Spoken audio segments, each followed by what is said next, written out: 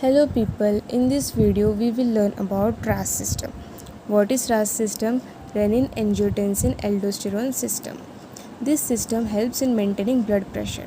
So let's see how this RAAS system exactly works. So when hemorrhage occurs in our body due to any trauma or injury, it causes blood loss.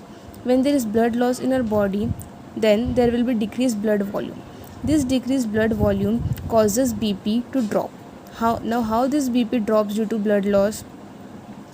When the blood volume decreases, it causes decreased blood pressure on arteries. When there is decreased blood pressure on arteries due to decreased blood volume, it causes our BP to drop. So when the blood pressure decreases, the RAAS system activates. Now let's see how exactly this RAAS system gets activated. There are special cells known as Purkinje cells which are present at afferent arterioles.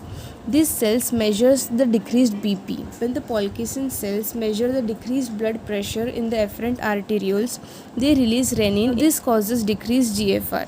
When glomerular filtration rate decreases, it causes increased sodium absorption at PCT, that is proximal convoluted tubule.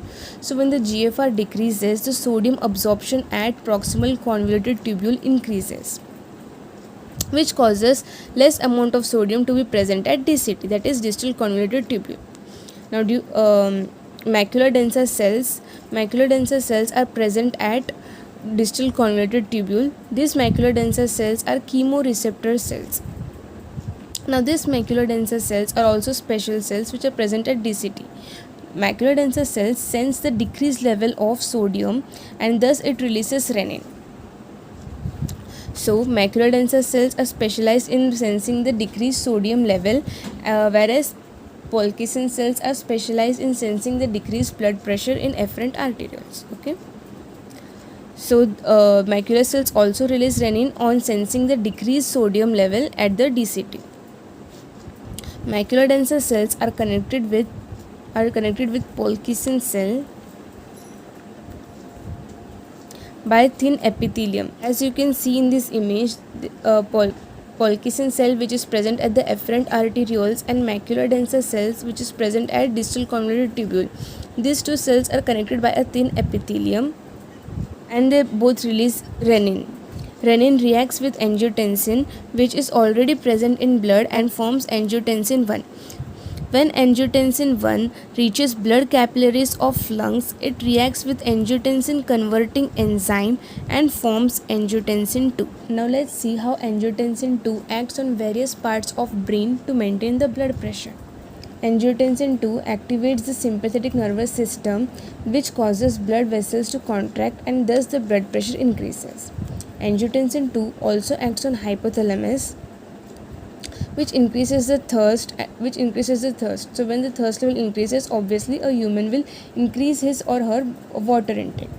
So when the water level increases, it causes the blood volume to increase and thus the blood pressure increase. Hypothalamus also release corticotropin releasing hormone on pituitary gland. Thus pituitary gland releases adrenocorticotropic hormone. This adrenocorticotropic hormone is released from anterior lobe of pituitary gland. Thus, and ACTH acts on adrenal gland, which is adrenal gland is a gland which is present on kidney, on the top of kidney.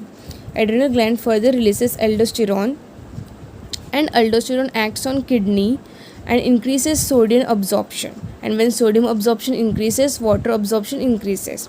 When water absorption increases, it increases the blood volume and thus the blood pressure increases. Angiotensin 2 also acts on posterior lobe of pituitary gland and releases antidiuretic hormone and acts on the collecting duct or collecting tubule. This causes increased water absorption in the collecting duct and thus the blood volume increases and BP increases. In this way, RAAS system helps to maintain the blood pressure of our body when there is a decrease in blood pressure. Thank you.